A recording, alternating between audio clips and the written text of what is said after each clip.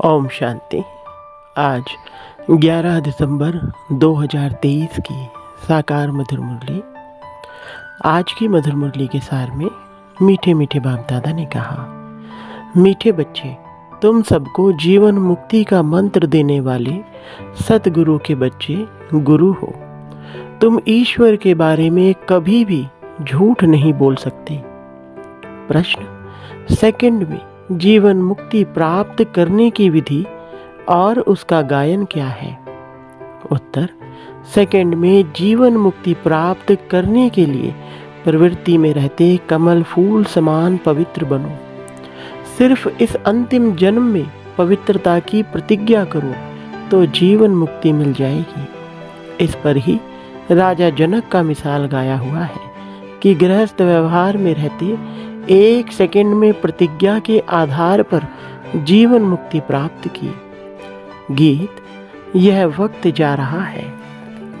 ओम शांति। बाप आते हैं सबको सेकंड में जीवन मुक्ति देने। गायन भी है सबका सदगति दाता, जीवन मुक्ति दाता एक है। 1 सेकंड में जीवन मुक्ति क्यों कहते हैं? जैसे राजा जनक का मिसाल है। उनका नाम जनक था, परंतु भविष्य में वही अनुजनक बनता है। जनक के लिए कहते हैं कि उन्हें 1 सेकंड में जीवन मुक्ति मिली, लेकिन जीवन मुक्ति तो सतयुग त्रेता में कहेंगे। गुरु लोग कान में मंत्र देते हैं, उसे वशीकरण मंत्र भी कहते हैं। वे तो सब मंत्र देते हैं, लेकिन तुम्हें मिलता है महामंत्र, जीवन मुक्ति का मंत्र। यह मंत्र कौन देते हैं? ब्रह्मा कुमार कुमारियां। उन्हें यह मंत्र कहाँ से मिला? उस सद्गुरु से।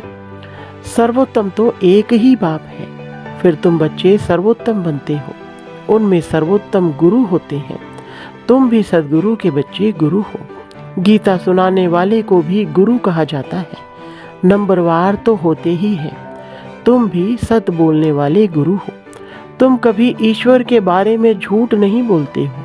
पहले तो तुम पवित्रता के ऊपर ही समझाते हो कि बाप से प्रतिज्ञा करो, हम कभी भी विकार में नहीं जाएंगे। झूठ आदि ना बोलना, यह तो कॉमन बात है। झूठ तो बहुतों से निकलती रहती है, पर यहाँ वह बात नहीं है।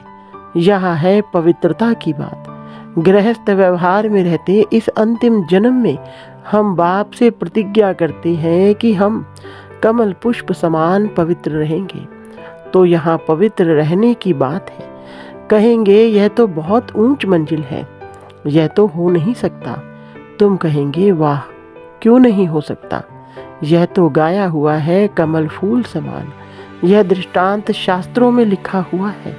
जरूर बाप ने ही ऐसी शिक्षा दी है भी भगवानुवाच या ब्राह्मणोवाच। भगवान सबको नहीं सुनाते हैं, ब्राह्मण बच्चे ही सुनते हैं। यह बात तुम्हें सबको समझानी है। मूल बात है पवित्रता की। कमल फूल समान पवित्र बनना है। जनक मिसल, वही जनक फिर अनुजनक बना। जैसे राधे अनुराधे बनती है। कोई का नाम नारायण है तो भविष्य में अनुनारायण बनता है। यह एक्यूरेट बात है। तो जो भी आते हैं उनको समझाना पड़े। सुना तो है सेकंड में जीवन मुक्ति। गृहस्थ व्यवहार में रहते ऊंच पद पाया जा सकता है। हम अनुभव से कहते हैं, गपोड़ा नहीं मारते हैं। भगवानुवाच, मुख्य बात समझानी है। भगवान सबका बाप है। जरूर जीवन मुक्ति दाता भी वही है। यह है प्रवृत्ति मार्ग। सन्यासियों का तो है ही निवृत्ति मार्ग। वह कभी राजयोग सिखला नहीं सकते। वह तो घर बार छोड़ भागने वाले हैं। वो यह ज्ञान दे नहीं सकते। यह है राजयोग। गृहस्थ व्यवहार में रहते कमल फूल समान पवित्र रहना है। सतयुग में भारत पवित्र प्रवृत्ति मार्ग था। वाइसलेस दुनिया थी। राजाई में स्त्री पुरुष दोनों चाहिए। तो समझाना पड़ता है, हम अनुभवी हैं। गृहस्थ व्यवहार में रहते कमल फूल समान पवित्र रह सकते हैं। हम जानते हैं कि पवित्र बन बाप द्वारा पवित्र दुनिया के मालिक बनते हैं। पवित्र प्रवृत्ति मार्ग था, अब तो अपवित्र प्रवृत्ति मार्ग है। यह दुनिया ही भ्रष्टाचारी है। वह श्रेष्ठाचारी दुनिया थी। रावण भ्रष्टाचारी बनाते हैं, राम श्रेष्ठाचारी बनाते हैं। आधा कल्प रावण राज्य चलता है। भ्रष्टाचारी दुनिया में भक्ति मार्ग है। दान पुण्य आदि करते रहते हैं क्योंकि भ्रष्टाचार है। समझते हैं मनुष्य जितना भक्ति दान पुण्य करेंगे तो फिर भगवान मिलेगा।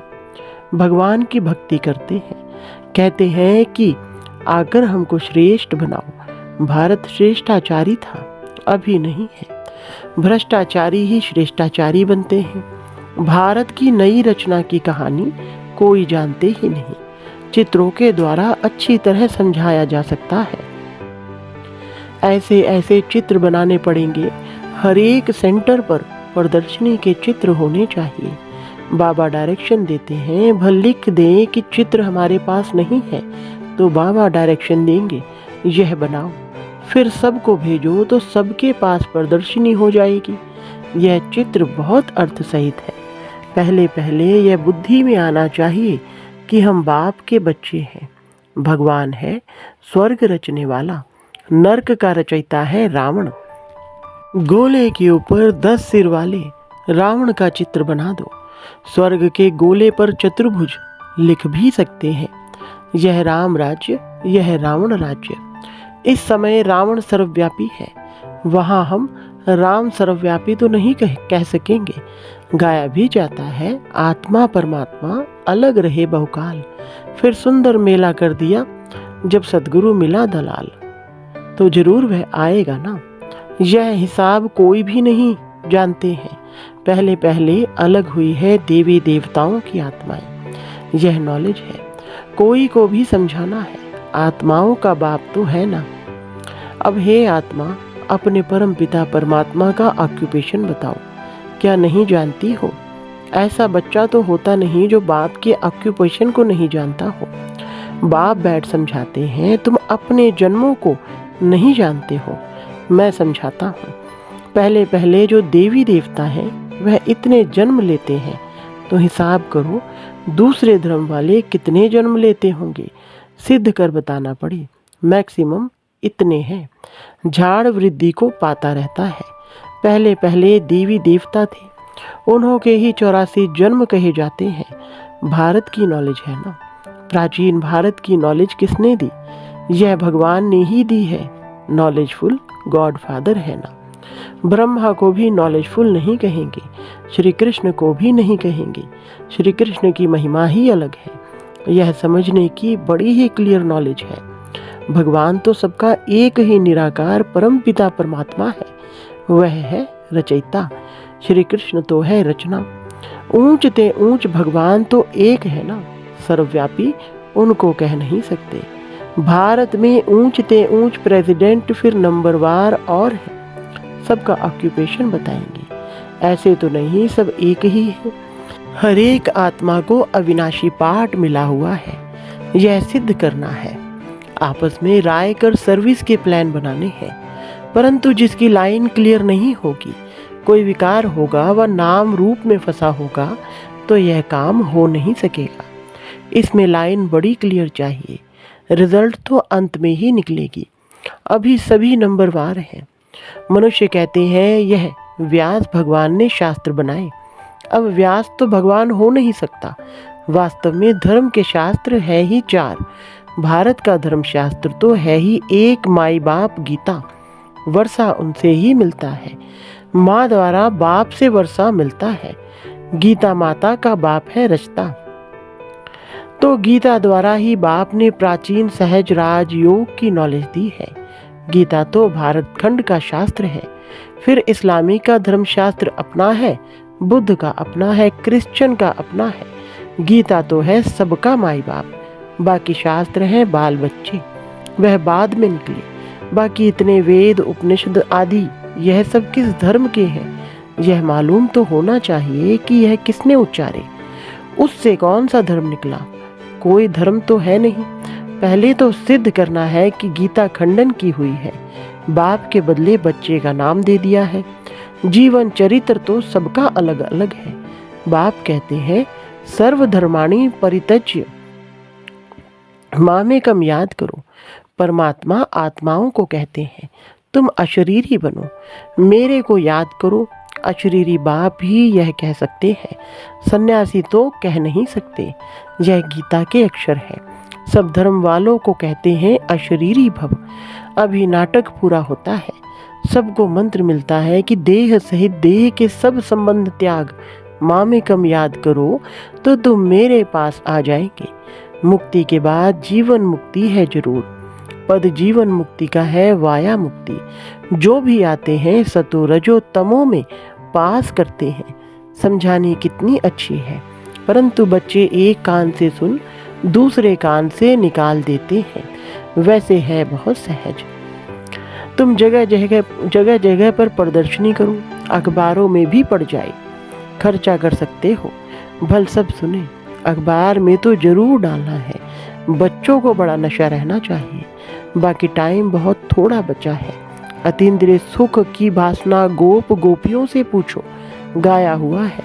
यह गोपी वल्लभ के गोप गोपियाँ हैं। गोप गोपियाँ न सतयुग में न कलयुग में होते हैं। वहाँ लक्ष्मी देवी राधे देवी है। गोप गोपियाँ अभी हैं। गोपी वल्लभ के बच्चे पोतरे पोतरियाँ हैं। जरूर दादा भी होगा। दादा बाप और मम्मा, यह नई रचना हुई है संगम पर।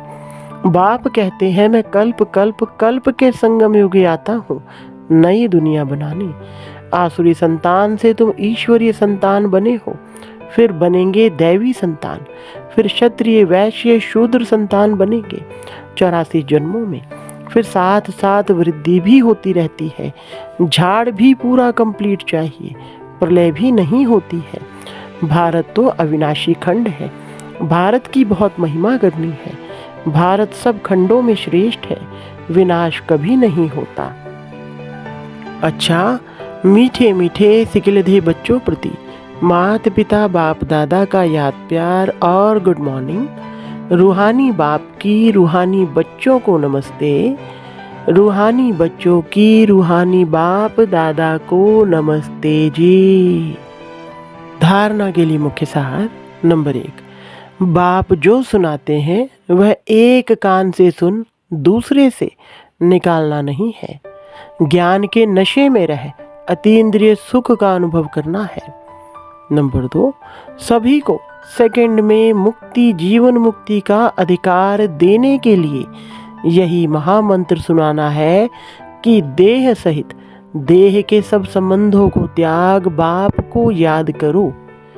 वरदान, क्लियर बुद्धि द्वारा हर बात को परख कर यथार्थ निर्णय करने वाले सफलता मूर्त भव। विस्तार, जितनी बुद्धि क्लियर है उतनी परखने की शक्ति प्राप्त होती है। ज़्यादा बातें सोचने के बजाय एक बाप की याद में रहो, बाप से क्लियर रहो तो हर बात को सहज ही परख कर यथार्थ निर्णय कर सकेंगे। जिस समय जैसी परिस्थिति, जैसा संबंध संपर्क वाले का मूड, उसी समय पर उस प्रमाण चलना, उसको परख कर निर्णय लेना, यह भी बहुत बड़ी शक्ति है जो सफलता मूर्त बना देती है। स्लोगन, ज्ञान सूर्य बाप के साथ लकी सितारे वह हैं जो जग से अंधकार को मिटाने वाले हैं, अंधकार में आने वाले नहीं।